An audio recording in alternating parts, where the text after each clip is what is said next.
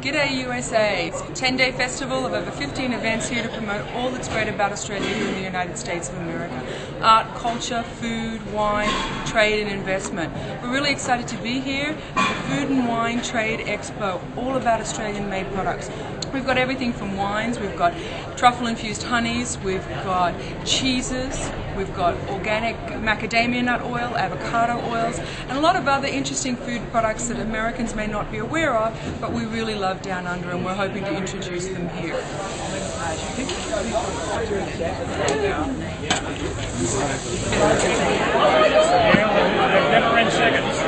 There you go.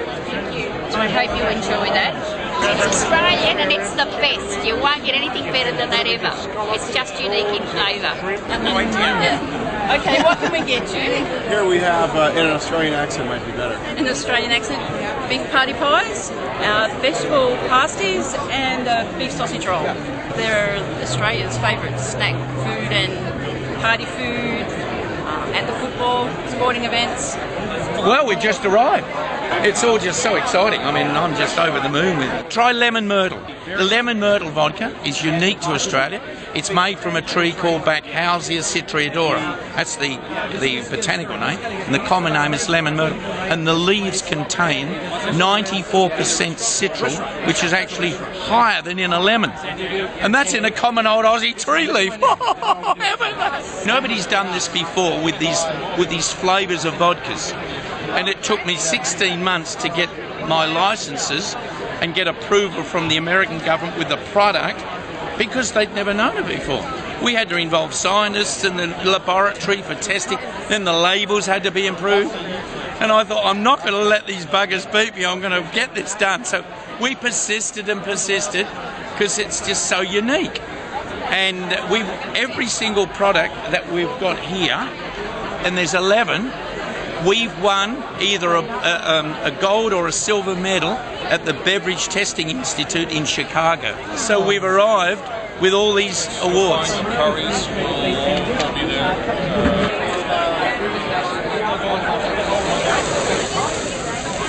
Fantastic. Love it.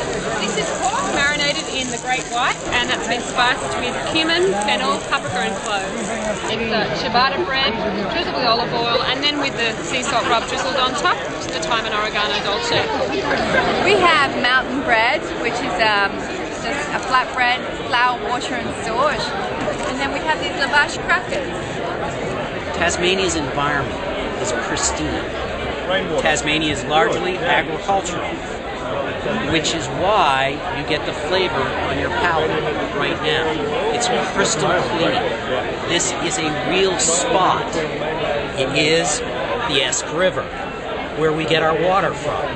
There's actually a little rope bridge that goes across between these two high-rises, these two mountains things, and right over in this area is a rainforest with ferns that are 70 feet high, and you're waiting for a bloody dinosaur to come out and look at you.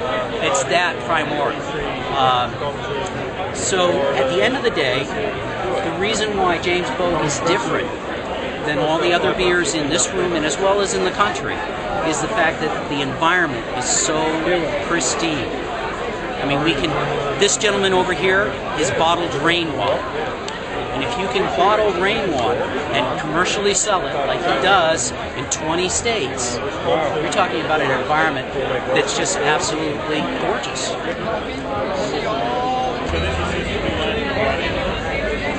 The gauge we have the lager, that's on tap.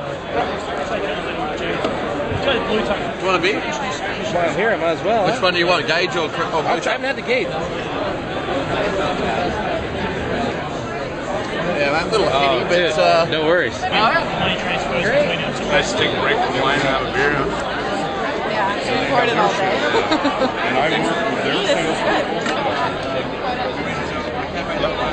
I'm liking all of it. Coopers is very yummy.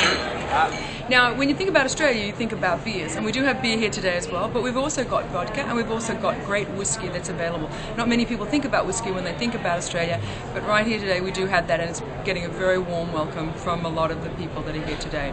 That's nice. Smooth. Really smooth. That's good, huh? Goes great with the beer.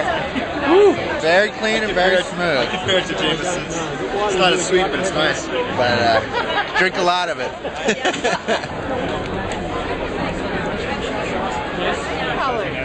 Very light. For whiskey. That's what whiskey always is. Except a lot of companies put in a spirit, a caramel spirit to make it darker. Oh, why do they do that? Well, because that's what they do. What you see is what you get. Beautiful. But the most important thing is it's a 46.2 or a 92.4 proof. Well, it reminds me. But if you like whiskey, you'll enjoy it.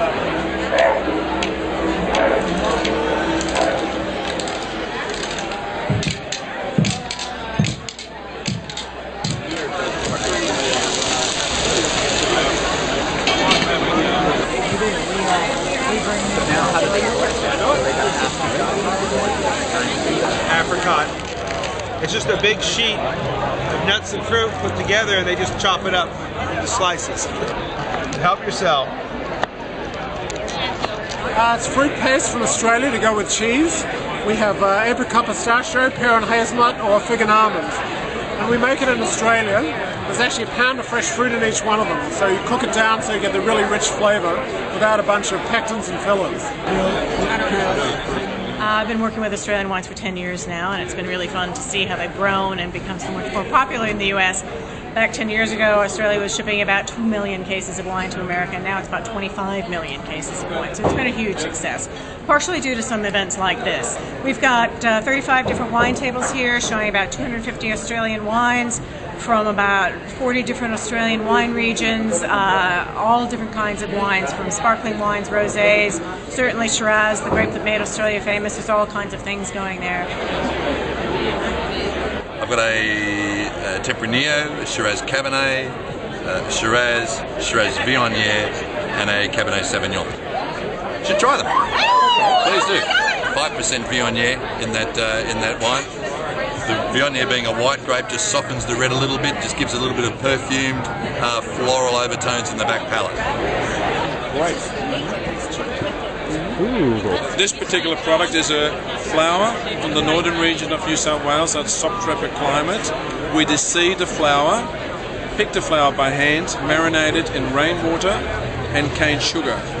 And the product lends itself really for specialty events like weddings, birthdays, catering events and nightclubs. We're sending 20,000 jars to Holland alone just for this purpose. The Chardonnay is an interesting story. His estate has 10 blocks of Chard, and 9 of those blocks he barrel ferments at regular ripeness. The 10th block picked a little bit underripe and then fermented in stainless steel tanks. He calls that the freshener. It adds a little bit of fruit and acidity to an otherwise oaky wine.